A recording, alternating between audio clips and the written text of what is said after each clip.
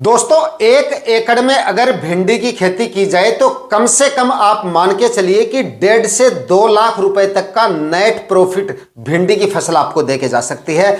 और अगर आप इसी भिंडी को सही समय पे लगाते हैं, सही सीजन में इसकी बुआई करते हैं और सही तरीके से भिंडी की खेती करते हैं, रोग बीमारियों की अगर आपको पहचान हो जाती है और सही शेड्यूल बना के स्प्रे वगैरह आप करते रहते हैं और सही खाद उर्वरक डाल के सही तरीके से अगर आप इसकी बुआई कर लेंगे तो इससे ज़्यादा मुनाफा भी लिया जा सकता है। और सही सीजन में इसकी बुआई होने पर इसके मंडी भाव अगर आपको थोड़े से ज़्यादा मिल जाते हैं तो 1.5 से 2 लाख रुपए से एक्स्ट्रा मुनाफा भी लिया जा सकता है। 2 से 2.5 लाख रुपए तक का प्रॉफिट भी भिंडी की फसल आपको देके जा सकती है अगर सही तरीके से और सही समय पर आप इसकी बुआई कर देते हैं। तो आज के इस वीडियो में मैं आपको बताऊंगा कि भिंडी की फसल को कब लगाने पर आपको इसके सबसे ज्यादा मंडी भाव मिल सकते हैं, लगाने का सही तरीका भी बताऊंगा, टॉप वैरायटियों को भी बताऊंगा और किस तरह से भिंडी की फसल से आप ज्यादा से ज्यादा उत्पादन निकाल सकते हैं और ज्यादा से ज्यादा इसके मंडी भाव ले सकते हैं। तो वीडियो पे लास्ट तक आपको बने रहना है और वीडियो पसंद आए तो लाइक जरूर कर दिया करें और जो किसान भाई चैनल पे नए हैं वो चैनल भी सब्सक्राइब कर लें ताकि खेतीबाड़ी से रिलेटेड वीडियोज आपको समय समय पे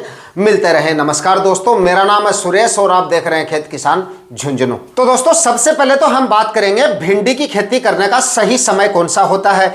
तो इसकी खेती देखिए वैसे तो साल में 2 बार की जाती है। एक तो इसकी खेती की जाती है फरवरी और मार्च महीने में और उसके बाद में बरसात के सीजन में इसकी खेती की जाती है जून, जुलाई और अगस्त।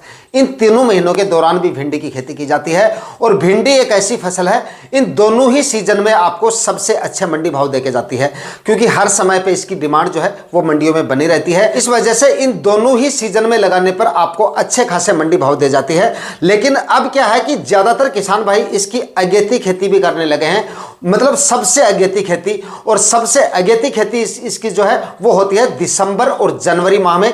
हालांकि उस समय पे इसको क्रॉप कवर के अंदर लगाया जाता है, लेकिन दिसंबर और जनवरी माह में भिंडी लगाने पर आपको इसके सबसे ज्यादा मंडी भाव मिल जाते हैं। मतलब साल के सबसे ज्यादा मंडी भाव जो है वो इसी समय पर लगाने पर मिलते हैं। बाकी मैंने आपको बता दिया है कि बाकी के 2 सीजन में भी अगर आप भिंडी लगाते हैं तब भी आपको इसके एवरेज मंडी भाव 30-40 रुपए तक के आराम से मिल जाते हैं।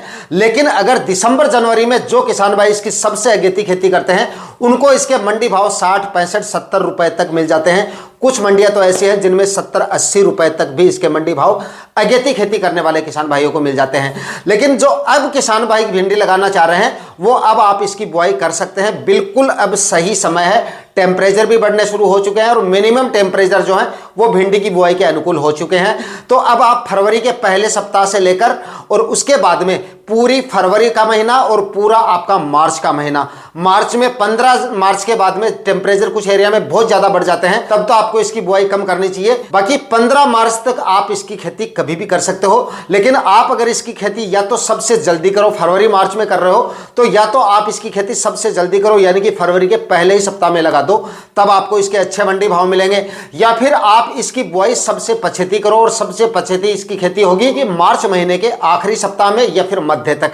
मार्च महीने के आखिरी सप्ताह तक अगर टेम्परेचर नॉर्मल रहते हैं, आपके यहाँ पे लू वगैरह नहीं चलती है, तो आप आखिरी सप्ताह तक लगा दो या फिर मार्च महीने के मध्य तक लगा दो। क्योंकि 1 महीने का डिले अगर आप करेंगे तो जिस समय आपकी भिंडी मार्केट में जाएगी उस समय पे भी आपको इसके मंडी भाव काफी शानदार मिलेंगे और उसके बाद में लंबे समय तक भिंडी आपको उत्पादन देती रहेगी। तो ये तो हो गई इसके सही समय की बात। इस समय के दौरान जो समय मैंने आपको बताया है, इस समय के दौरान अगर आप भिंडी लगाते हैं तो जोरदार मंडी भाव आपको देके जा सकती है। दोस्तों, अब बात करेंगे भिंडी लगाने का सही तरीका कौन सा है, जमीन की तैयारियां और खाद उर्वरकों के बारे में।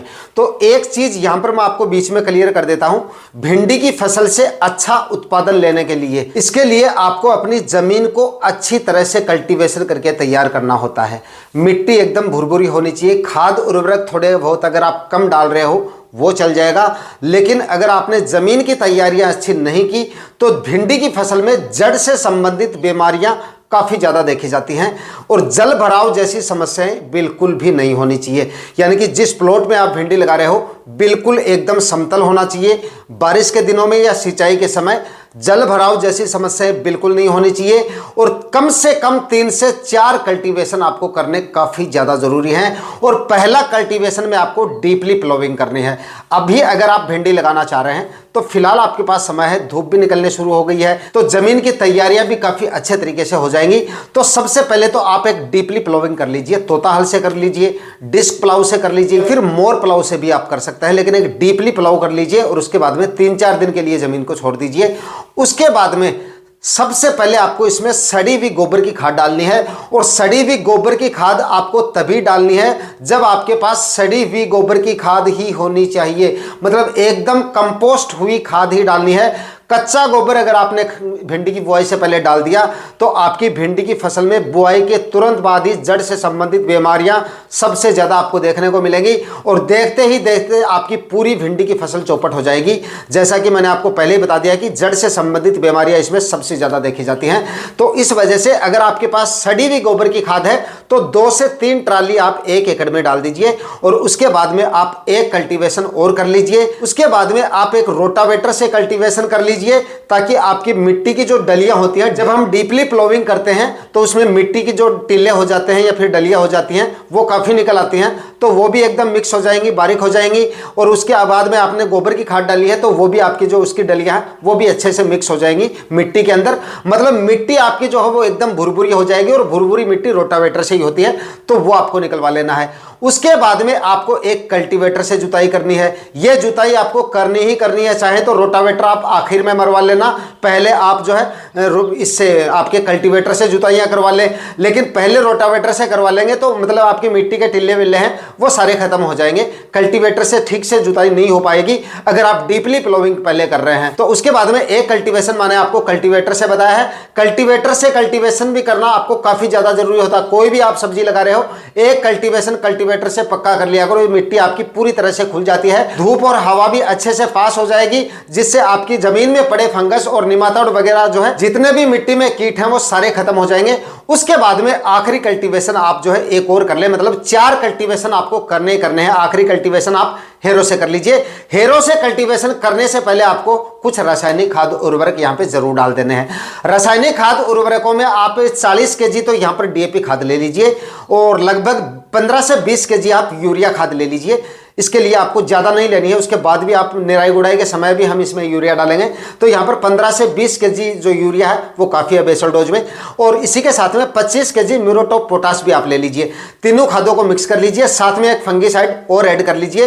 कार्बनडाजिम 50% या फिर आप यूपीएल का साफ ले लीजिए, जिसमें कार्बनडाजिम और मैनकोजेब होता है 12 और 63% में, दोनों में कोई सा भी आप फंगीसाइड ले सकते हैं, 700 ग्राम प्रति एकड़ के हिसाब से। और जो आपको मैंने बेसल डोज बताए हैं रासायनिक खाद्य उर्वरकों के, ये भी 1 एकड़ के बताए हैं। सभी खाद्य उर्वरकों को अच्छी तरह से मिक्स करके पूरे प्लॉट में 1 एकड़ में समान मात्रा में बिखेरना है। उसके बाद में आखिरी कल्टीवेशन करना है। आखिरी कल्टीवेशन करने के बाद में बात आती है कि आपको लगाना किस तरह से है, मतलब बेड बना के लगाना है या सिंपल और साधारण विधि से, कौन से तरीके से ज्यादा उत्पादन निकलता है। तो दोस्तों जमीन की तैयारियां तो देखिए अभी तक आपकी पूरी कंप्लीट हो चुकी हैं। अब आपको सिर्फ भिंडी की बुआई करनी है, तो इसके लिए आप या तो सिंपल और साधारण विधि से भिंडी की बुआई कर सकते हैं। जिस तरीके से आज तक हम भिंडी की बुआई करते आ रहे हैं उस तरीके से, या तो आप कल्टीवेटर से भिजवा लीजिए या फिर आप देसी हल से इसकी बुआई करवा लीजिए, या फिर आप बेड बनाकर भी इसकी खेती कर सकते हैं।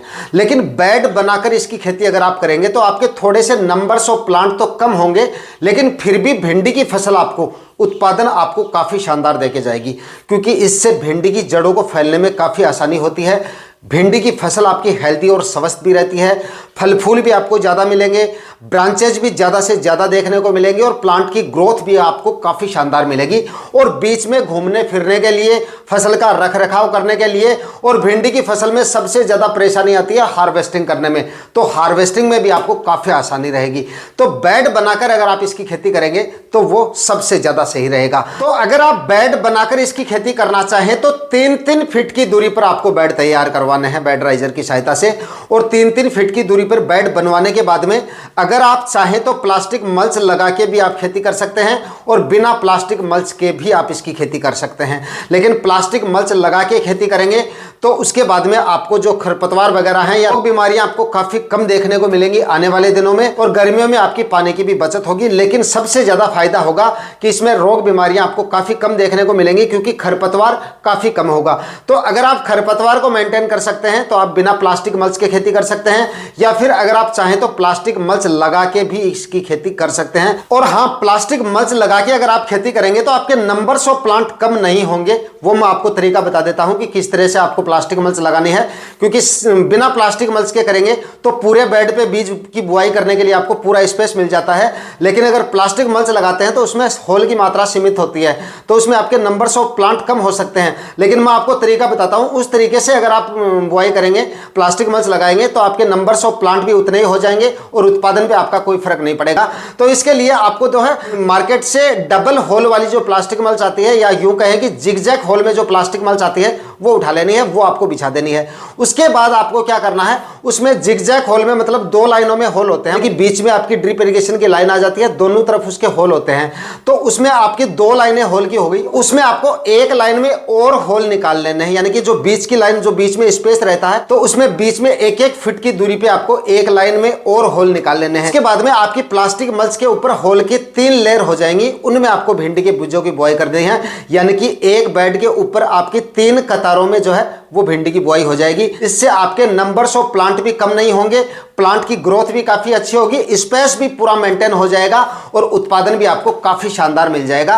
रोग बीमारियां भी आपको काफी कम देखने को मिलेंगी इस तरीके से अगर आप इसकी खेती करेंगे। और दोस्तों, रोग बीमारियों के मामले में इसमें क्या होता है कि सिंपल और साधारण विधि से अगर आप खेती करते हैं तो उसके बाद भी कभी कभार हम फंगीसाइड पहले भी डाल देते हैं, फिर भी कभी कभार गर्मियों के दिनों में जब मौसम क्लाइमेट चेंज होता है तो उस समय क्या होता है, आपकी भिंडी की फसल में जड़ से संबंधित बीमारियां उसके बावजूद भी आ जाती हैं। अगर हम सिंपल और साधारण विधि से खेती करते हैं तो जड़ों में फंगीसाइड देना काफी ज्यादा मुश्किल हो जाता है हमारे लिए, तो उस समय या तो हमें स्प्रे लेने पड़ते हैं या फिर हम किसी और जुगाड़ के द्वारा फंगीसाइड देते हैं जड़ों के अंदर, जो कि ठीक से काम नहीं करता है। लेकिन अगर बेड बना के आप खेती करेंगे, ड्रिप इरिगेशन की सहायता से खेती करेंगे, तो आपका फंगीसाइड वगैरह या आपके खाद उर्वरक वगैरह जो भी आप फर्टिगेशन देना चाहें भिंडी की फसल में आसानी से दे सकते हैं। तो जैसे ही आपकी भिंडी की फसल बीजों का जर्मिनेशन हो जाए, 10 से 12 दिन की हो जाए, तो उस समय पे आपको ऐसा लगे कि भिंडी की फसल में जड़ से संबंधित बीमारियां हो सकती हैं, ऐसा हो भी सकता है क्योंकि भिंडी की फसल में ये बीमारियां सबसे ज्यादा देखी जाती हैं।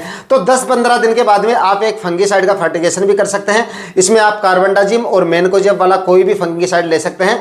500 ग्राम प्रति एकड़ के हिसाब से आपको ये फर्टिगेशन करना है। लेकिन सिंपल और साधारण विधि से अगर आप खेती करेंगे तो ये फर्टिगेशन आप नहीं कर पाएंगे। और जो किसान भाई सिंपल और साधारण विधि से भिंडी लगाना चाहें, उनको जैसे ही आपकी भिंडी 15 दिन की अवस्था के आसपास आ जाती है, 15 से 20 दिन की अवस्था में आ जाती है, उस समय पर निराई गुड़ाई करना काफी अनिवार्य है। वरना उसके बाद में अगर आप निराई गुड़ाई करेंगे या समय ज्यादा निकाल देंगे तो खरपतवार वगैरह बड़े हो जाएंगे और उसके बाद में आपकी भिंडी की फसल में रोग बीमारियां काफी ज्यादा देखने को मिलती हैं। भिंडी की फसल में खरपतवार की वजह से भी काफी ज्यादा बीमारियां देखी जाती हैं। ज्यादातर किसान भाइयों का उत्पादन जो है इसी वजह से प्रभावित हो जाता है। तो जब भी आपकी भिंडी की फसल 15 से 20 दिन की अवस्था में आ जाए, सिंपल और साधारण विधि से अगर आपने खेती कर रखी है तो निराई गुड़ाई का कार्य पहले करें और उसके बाद में आप सिंचाई करें। दोस्तों, अब बात कर लेते हैं भिंडी की कुछ टॉप वैरायटियों के बारे में जिनका आपको इस समय पे सिलेक्शन करना है।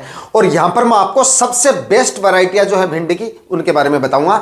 अगर आपको ये वैरायटी अपने एरिया में मिल जाती हैं तो इनका अगर आप सिलेक्शन करेंगे तो सभी वैरायटियां आपको जबरदस्त उत्पादन देंगी और जबरदस्त आपको फल की क्वालिटी भी शानदार मिलेगी। तो नंबर 1 पर यहां पर आप एडवांटा कंपनी की राधिका वैरायटी आती है, इसका आप सिलेक्शन कर सकते हैं। भिंडी की सबसे बेस्ट वैरायटी है, उत्पादन भी काफी शानदार मिलेगा और उत्पादन की क्वालिटी जो होगी, मार्केट डिमांड इस फल की काफी शानदार होगी। इस वजह से नंबर 1 पर तो आप एडवांटा की राधिका का ही सिलेक्शन करें। अगर ये वैरायटी आपको नहीं मिलती है तो उसके बाद आपको बाकी वैरायटियों का सिलेक्शन करना है। इसके बाद में अगली जो वैरायटी है वो है नुमेन्स कंपनी की सिंघम वैरायटी। आप इस वैरायटी का सिलेक्शन भी कर सकते हैं। सिंघम की उपज भी काफी शानदार आती है और इसके भी फल की क्वालिटी काफी शानदार आती है। तो अगर आपको एडवांटा की राधिका नहीं मिलती है तो नुमेन्स की सिंघम वैरायटी का भी आप सिलेक्शन कर सकते हैं। यह भी काफी अच्छी वैरायटी है। इसके बाद में दोस्तों अगली जो वैरायटी है वो है सिजेंटा की OH 102 वैरायटी के नाम से आती है। यह भी काफी शानदार वैरायटी है सिजेंटा की, इसका भी आप सिलेक्शन कर सकते हैं। उसके बाद में माहिको कंपनी की 10 नंबर वैरायटी आती है भिंडी की, इसका भी आप सिलेक्शन कर सकते हैं। यह भी काफी अच्छी वैरायटी है। और इसके बाद में नुमेन्स की ही एक सम्राट वैरायटी आती है भिंडी की, यह भी काफी शानदार वैरायटी है, तो आप इसका भी सिलेक्शन कर सकते हैं। इसके बाद में एक एडवांटा की ही नाव्या वैरायटी आती है, यह भी काफी शानदार वैरायटी है।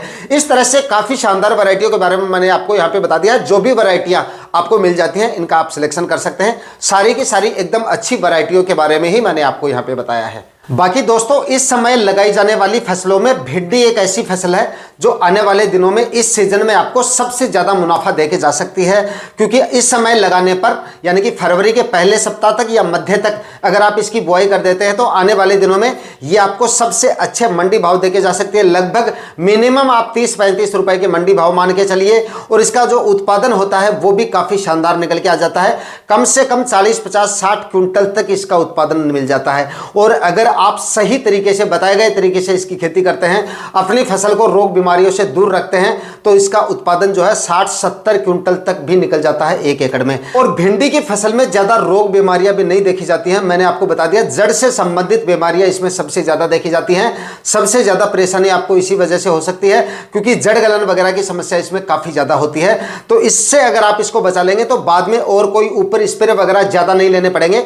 बाद में जाके आपकी भिंडी की फसल में थोड़ा सा जो सुंडी होती है, जो लट का प्रकोप होता है, वो भी देखा जाता है, लेकिन उसके लिए आप इमामेक्टिन बेंजोएट का स्प्रे निकाल देंगे तो आसानी से वो कंट्रोल हो जाएगी। बाकी और कोई भी ज्यादा बीमारियां भिंडी की फसल में नहीं देखी जाती हैं।